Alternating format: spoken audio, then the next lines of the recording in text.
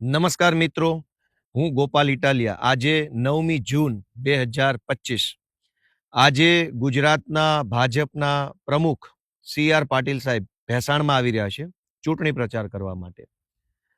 આખા ગુજરાતના ભાજપના તમામ મોટા મોટા નેતાઓ, મંત્રીઓ, પૂર્વ મંત્રીઓ, ધારાસભ્યો, સાંસદ સભ્યો, પૂર્વ સભ્યો, જિલ્લા પંચાયતના સભ્યો, નગરપાલિકાના સભ્યો, મહાનગરપાલિકાના સભ્યો, તમામ વિશાળ હજારો નેતાઓની ફોજ ભાજપે એક વિધાનસભા જીતવા માટે વિસાવદર ભેસાણમાં લગાડી દીધી છે. આજે જ્યારે CR પાટીલ સાહેબ ભેસાણમાં આવવાના છે તો આ ભેસાણ પંથકની આમ જનતાના કેટલાક પ્રશ્નો મારે CR પાટીલ સાહેબ સમક્ષ રજૂ કરવા છે કે જ્યાં ભાજપની સભા છે એ સભાની તરત બાજુમાં સરકારી દવાખાનું છે. એ દવાખાનામાં કોઈ ડોક્ટર નથી.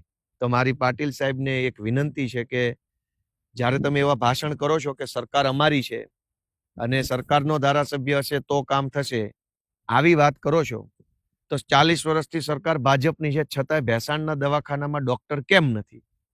આધુનિક સાધનો કેમ નથી?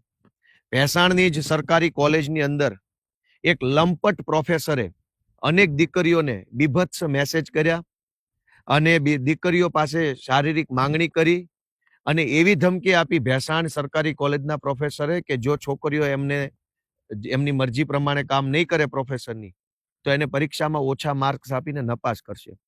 આ લંપટ પ્રોફેસર વિરુદ્ધ ભેસાણની પોલીસે FIR નથી કરી અને એ લંપટ પ્રોફેસરને માત્ર સસ્પેન્ડ કરીને જતો કરી દીધો છે. તો CR પાટીલને પ્રશ્ન પૂછવાનો કે ભેસાણમાં ભાજપના ઉમેદવાર માટે મત માંગવા આવ્યા છો પણ બેનો દીકરીઓ પાછે અભદ્ર માંગણી કરતા, એ પણ શિક્ષણના ધામમાં અભદ્ર માંગણી કરતા લંપટોને કેમ જેલમાં નથી પૂરતા તમે લોકો? કેમ એને ખાલી સસ્પેન્શનની સજા આપીને જવા દો છો?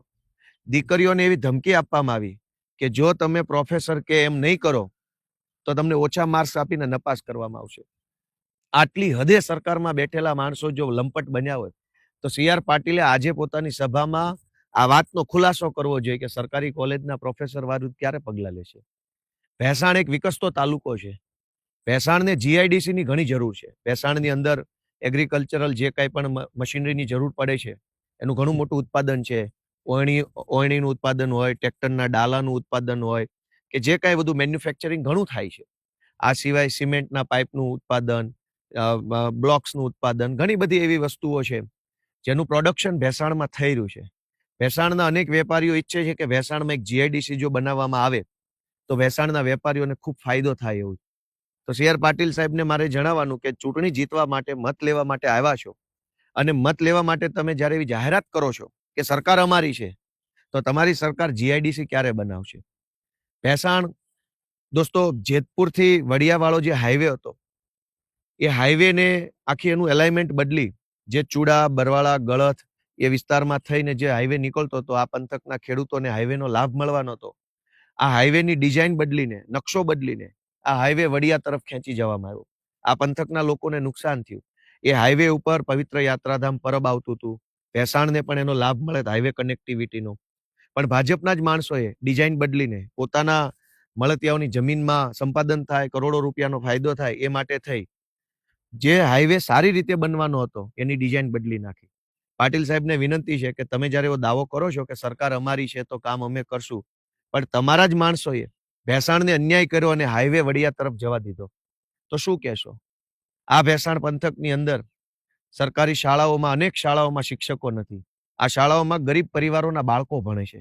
અમીરોના છોકરા તો યુનિવર્સિટીઓમાં ભણતા હશે, પણ ભેસાણ પંથકના અનેક ગામડામાં જે ગરીબ વર્ગ રહે છે, મજૂર વર્ગ રહે છે, એમના બાળકો સરકારી શાળામાં ભણે છે. સરકારી શાળામાં કોઈ સુવિધા નથી. અનેક શાળાઓમાં શિક્ષકો નથી, પુસ્તકો નથી, કોમ્પ્યુટરો નથી. તો પાટીલ સાહેબને પૂછવાનું કે તમે મત તો માગો છો અને એમ કહી રહ્યા છો કે સરકાર અમારી છે માટે અમે કામ કરશું, પણ 40 વર્ષથી સરકાર પણ ભાજપની છે તો શાળામાં શિક્ષક કેમ નથી? ભેસાણ પંથકના અનેક ગામડામાં ગરીબ માણસોને રહેવા માટે મકાન નથી અને મકાન બનાવવા માટે 100 વારીઓ પ્લોટ પણ નથી. ગામડાના ગરીબ માણસો હાથ જોડી જોડીને, આજીજી કરી કરીને વિનંતી કરે છે સરકારને, ભાજપને, કે 100 વારીઓ પ્લોટ ફાળવવામાં આવે, પણ સરકારી તંત્ર તરફથી કોઈ જવાબ આપવામાં આવતો નથી. તો હજારો લોકોને 100 વારિયા પ્લોટની જરૂર છે. કેટલાક વ્યક્તિઓ જે છે ગરીબ પરિવારના, એને આવાસ યોજનાનો લાભ મળે એની જરૂર છે. પણ ભાજપની સરકાર તરફથી ગરીબોને કોઈ લાભ આપવામાં આવતો નથી. તો પાટીલ સાહેબ આજે ભેસાણની સભામાં એ વાતનો ઉલ્લેખ કરે કે ભાજપની સરકાર 100 વારિયા પ્લોટ ક્યારે આપશે, આવાસ યોજનાનો લાભ ગરીબોને ક્યારે આપશે. અનેક હું એવા લોકોને મળ્યો આ ભેસાણના ગામડાઓમાં કે જેની પાસે બીપીએલ નું કાર્ડ નથી. ગરીબમાં ગરીબ માણસ, મજૂરમાં મજૂર માણસ હોય, મજૂરી કરીને પેટ ભરતો હોય, એની પાસે બીપીએલ નું કાર્ડ નથી. પણ ગામમાં જે પૈસાવાળો વ્યક્તિ હોય એના ઘરે બીપીએલ કાર્ડ છે. તો નવો બીપીએલ નો સર્વે જો થાય તો અનેક ગરીબોને બીપીએલમાં આવરી લેવામાં આવે. અનેક નામો તો કાર્ડમાંથી રદ કરી દેવામાં આવ્યા છે. જેના બીપીએલમાં કાર્ડમાં નામ હતા એના અનેક અનેક કૂપન રદ કરી દેવામાં આવ્યા છે. તો પાટીલ સાહેબ એવું કહે છે કે સરકાર ભાજપની છે માટે કામ ભાજપ કરશે, પણ કામ તો કૂપનમાંથી નામ કાઢી નાખવાનું કર્યું. તો ક્યારે આ ગરીબ માણસોને કૂપનમાં કાર્ડ મળશે એ પણ એક મોટો પ્રશ્ન છે. ભેસાણ આખા તાલુકાના રોડમાં ભયંકર ભ્રષ્ટાચાર ભાજપના લોકોએ કર્યો છે. ભયંકર ભ્રષ્ટાચાર, ખાઈ જવામાં કઈ બાકી નથી રાખ્યું. તો ક્યારે હવે એ ભ્રષ્ટાચારીઓને જેલમાં કોણ મોકલશે? સારા રોડ ક્યારે બનશે? આખા ભેસાણના તમામ ગામમાં હાડકા ભાંગી જાય, ગાડી ભાંગી જાય, ટાયરો ફાટી જાય એવા રોડ છે. તો એના વિશે પાટીલ સાહેબ બોલશે કે આ ભ્રષ્ટાચાર કોણે કર્યો? દોસ્તો, ભેસાણ તાલુકાની અંદર અનેક એવી નાની મોટી સમસ્યા છે, જેમાં સૌથી મોટી સમસ્યા સૌની યોજનાના પાણીની છે. અનેક ગામડામાં સૌની યોજનાનું પાણી નથી આવતું. તો આજની સભામાં પાટીલ સાહેબ આ વિશે શું બોલશે એ જનતા જાણવા માંગે છે. આમ તો ભેસાણ હવે એક વિકસતું ગામ છે, મોટું ગામ થઈ રહ્યું છે. ભેસાણની અંદર સારું કહી શકાય એવું ફાયર સ્ટેશન જ નથી. કેવડી મોટી બજાર છે, ઓફિસો છે, દુકાનો છે, મામલતદાર ઓફિસ છે, અદાલત છે, બધું જ છે. પણ સારું કહી શકાય અતિ આધુનિક સાધનો હોય, ફાયર ફાઈટરો હોય, તમામ પ્રકારની સિસ્ટમ હોય એવું ફાયર સ્ટેશન જ ભેસાણમાં નથી. તો શું ભેસાણમાં ક્યારેય ન કરે ભગવાનને આગ લાગે તો શું કરવાનું? ભેસાણ મોટું ગામ છે, હાઈરાઇઝ કોમ્પ્લેક્સો છે, કેટલા બધા લોકો રહે છે, કોલેજો છે, ઘણું છે. પણ ભેસાણમાં ફાયર સ્ટેશન જ નથી. તો ભાજપની તો 40 વર્ષથી સરકાર છે, કેમ ફાયર સ્ટેશન ન બન્યું? દવાખાનામાં ડોક્ટર કેમ નથી? સરકારી ડેપોમાં પૂરતી બસો કેમ? ભેસાણ એટલું મોટું સેન્ટર છે કે ભેસાણનો વ્યવહાર અમદાવાદ અને સુરત સાથે બહુ મોટા પાયે છે.